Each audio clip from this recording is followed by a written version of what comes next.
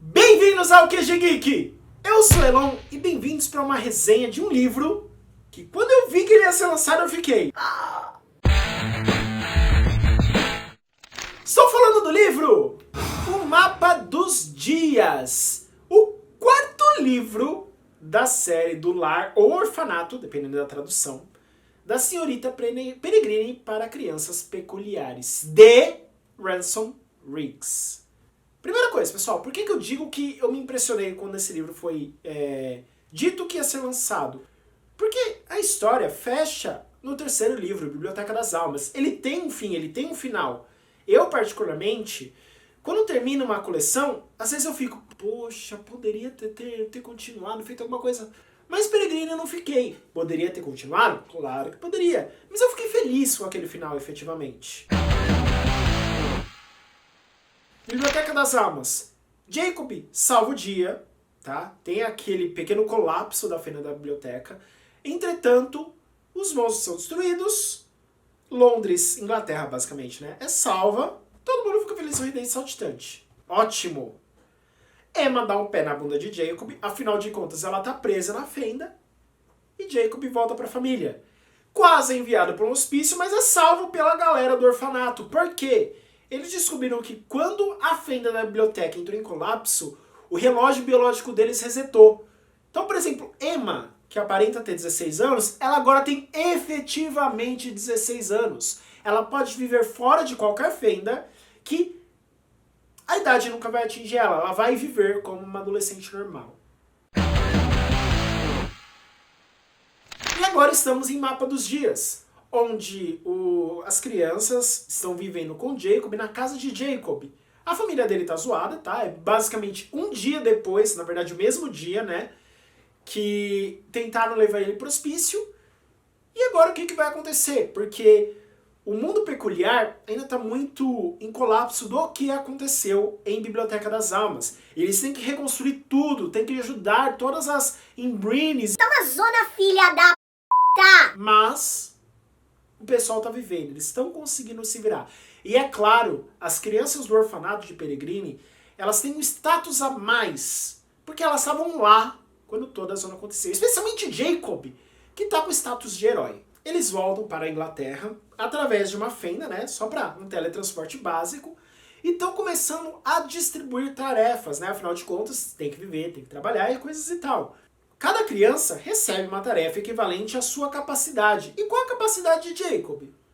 Basicamente, é ver etéreo. Os etéreos, eles podem não estar mais em Londres, ou será que tem? Mas o serviço de Jacob acaba sendo um pouquinho diferente. Ele vira coach! Sandra, vai pro quarto que o cinto vai cantar. Basicamente, pessoal, ele tem que virar coach, contar a história dele pra todo mundo ficar... Olha, eu posso ser que nem ele, que legal! Adivinha quem fica feliz com isso? Não é Jacob. E agora vamos para a parte mais tensa da história. Esse livro foca muito no avô de Jacob. Tipo, o que ele fazia nos Estados Unidos e a equipe do avô, porque ele tinha uma equipe. E nessa equipe, ele basicamente salvava crianças, algo que Jacob descobriu um tempinho depois. E ele fica, e agora? Eu quero ser que nem meu avô, eu posso ter a habilidade do meu avô. E como eu vou fazer isso? Ele recebe uma missão, e o livro é basicamente por isso. Vamos fazer a minha missão. Você deu spoiler! Não, galera, eu não dei. Isso é muito rápido na história, muito rápido mesmo. E você concorda com o Jacob, concorda com tudo que está acontecendo. Só que você percebe que eles ainda estão pensando muito como crianças. Uma coisa muito engraçada é que as crianças do orfanato, elas pensam, poxa, eu tenho 100 e trala lá, eu tenho 90 anos. Só que os atos dele ainda são efetivamente de adolescentes. Inclusive, a forma como eles são rebeldes com relação a Peregrine. Sem contar que ela efetivamente não aparece muito, mas as partes que a senhorita Peregrine aparece são fantásticas. Inclusive, um dos trechos mais tensos do livro. Eu não diria que é o que eu mais gostei, eu não sei efetivamente falar o trecho que eu mais gostei da história. Mas o trecho que Jacob tenta convencer os pais dele de que, galera, então, eu tenho uma coisa para contar para vocês. É muito pesado. Porque você vê que Jacob, ele tá fazendo força. Ele ama o lado humano dele, o lado normal. Mas ele não quer se separar do lado peculiar.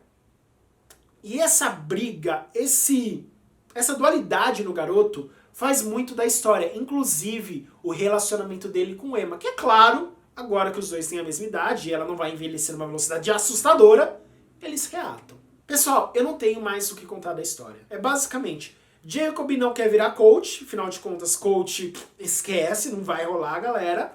E ele resolve fazer esta missão. Eu não falei quem dá a missão, eu não falei como que Jacob consegue essa missão. Porque como ele consegue, gente, isso é fantástico. Mas toda essa viagem dele é... Eu não tenho o que dizer, pessoal, vocês têm que ler. E o livro termina em gancho! Um gancho que, tipo, eu terminei a história, a primeira coisa que eu fiz, tem esse livro em inglês? Aí eu pensei, tem as fotos, né? Não se esqueçam, continua com as fotos que tem relação direta com a história e você pensa, gente, o autor, ele é muito foda, porque ele pega a foto, pensa na história e a forma como ele encaixa personagens, fotos e tudo que acontece, fica... O cara é fantástico, porque não é uma coisa fácil. Pelo menos eu não consigo imaginar como sendo algo fácil. Que é justamente quando o Jacob ele vai fazer uma entrevista para saber se ele pode ou não receber a missão. É fantástico porque ele tem que fazer algo que... Ele basicamente tem que dominar o Etéreo antes que ele morra, porque o Etéreo tá indo pra cima dele. Se vocês lembram lá atrás... Ele tinha formas de distrair o Etéreo. Às vezes ele ia querer brigar com alguém e ele podia ir pelas costas. Só que aqui não. Aqui o Etéreo está focado 100% nele. E a forma como ele tem de se distrair ao mesmo tempo que, uma vez ele está no mundo normal, ele tem que salvar as pessoas, ele tem que se reinventar para fazer isso. Pessoal, essa é a resenha de hoje. Espero que vocês tenham gostado do vídeo. Se vocês gostaram, curte, compartilha aí embaixo. Compartilha, pessoal.